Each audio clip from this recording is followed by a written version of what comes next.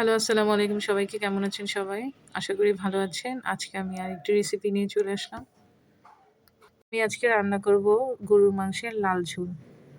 গরুর মাংসের লাল ঝোল আমরা বাসায় যেভাবে তৈরি করি, ঠিক সেই রেসিপিটি আপনাদের সাথে শেয়ার করব। প্রথমে আমি এখানে একটি পাত্রে গরুর মাংস ধুয়ে পরিষ্কার করে নিয়ে নিয়েছি। এর মধ্যে আমি এখন দিয়ে দিব কয়েক টুকরো টমেটো।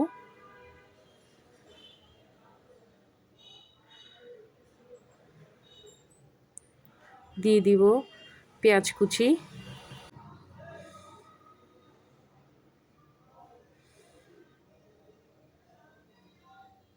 মাংসের পরিমাণ অনুযায়ী পেঁয়াজ কুচি দিয়ে দিতে হবে। পেঁয়াজ কুচি যত বেশি হবে ঝোল তত ঘন হবে। এখন আমি এর মধ্যে দিয়ে দিব গোটা গরম মশলা।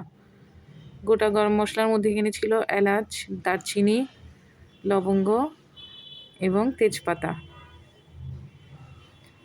এখন এর মধ্যে দিয়ে দিব রসুন বাটা। রসুন বাটা এখানে ছিল 2 টেবিল চামচ।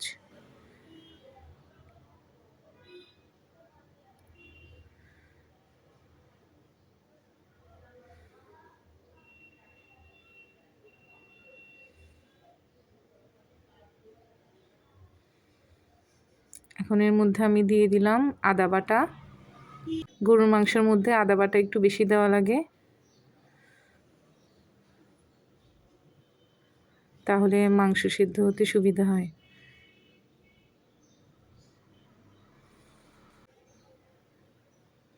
এরপর দিয়ে দিব পরিমাণ মতো লবণ।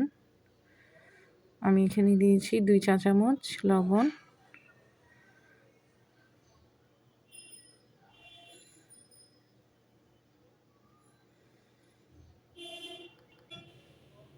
এখন দিয়ে দিব মরিচের গুঁড়া। মরিচের গুঁড়া এখানে 2 টেবিল চামচের মতো দিয়ে দিয়েছি। 2 টেবিল চামচ থেকে একটু কম দিয়েছি।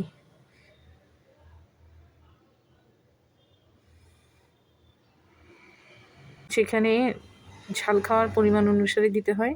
এখন আমি দিয়ে দিলাম হলুদ গুঁড়ো। হলুদ গুঁড়ো দিলাম 2 চা চামচ।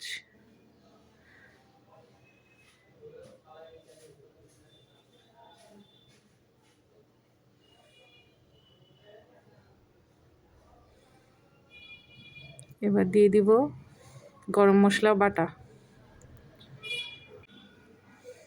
সব ধরনের গরম মশলাগুলোকে বেটে আমি এখানে ইউজ করছি।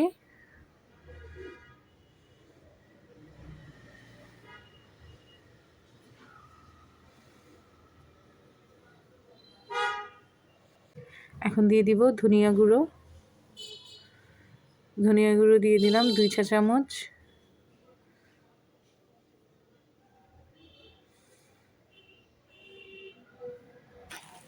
এখন আমি এর মধ্যে দিয়ে দিব সয়াবিন তেল।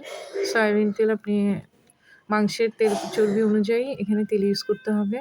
চর্বিযুক্ত হলে তাহলে একটু তেল কম দিলেও চলে। পরবর্তীতে আমরা তেল চেক করে আবার প্রয়োজন পড়লে তেল দিব। এখন আমি সব মশলাগুলো দেওয়ার পরে ভালোভাবে হাত দিয়ে মেখে নিব। ভালোভাবে মশলার সাথে মাংসগুলোকে মাখিয়ে নিতে হবে খুব ভালোভাবে।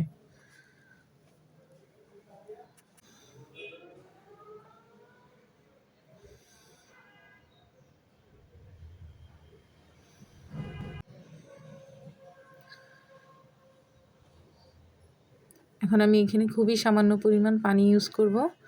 হাত থেকে মশলাগুলো ছাড়াতে যতটুকু পানি লাগে ঠিক ততটুকু পানি আমি এখানে ইউজ করেছি।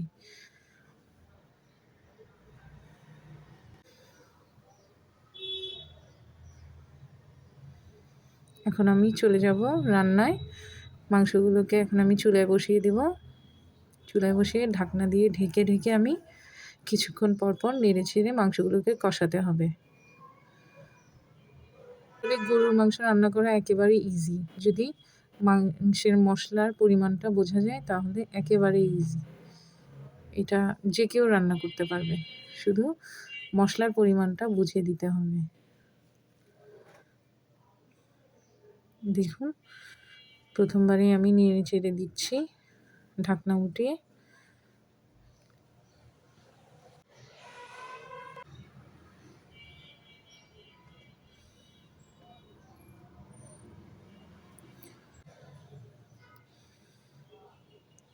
এই যে মাংস আমার ভালোভাবে কষে আসছে। এটা আমরা বুঝবো কিভাবে? সেটা হচ্ছে তেল উপরের দিকে ভেসে গেলেই বুঝে নিতে হবে মাংস খুব ভালোভাবে কষানো হয়ে গেছে। আমার মাংস খুব ভালোভাবে কষিয়ে গেছে, মোটামুটি সেদ্ধ হয়ে আসছে। মাংস চুলায় বসিয়ে একটু পরপর নেড়ে ছেড়ে এভাবেই রান্না করতে হবে। তেল উপরের দিকে ভেসে আসলে বুঝতে হবে মাংস কষানো হয়ে গেছে।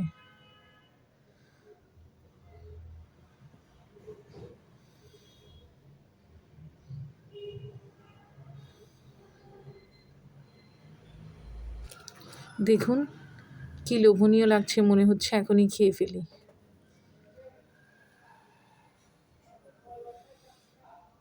এবার সুন্দরভাবে নেড়ে ছেড়ে দিয়ে মাংসের ঝোল অনুযায়ী আমাকে পানি দিয়ে দিতে হবে।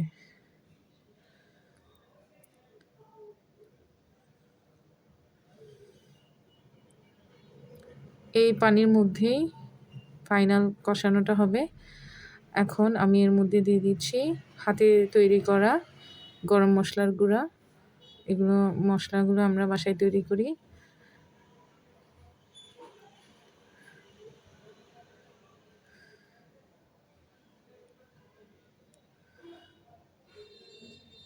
এই তো গরম মশলা দিয়ে এখন সুন্দরভাবে নেড়েচেড়ে দিয়ে ঢাকনা দিয়ে ঢেকে দিয়েছি।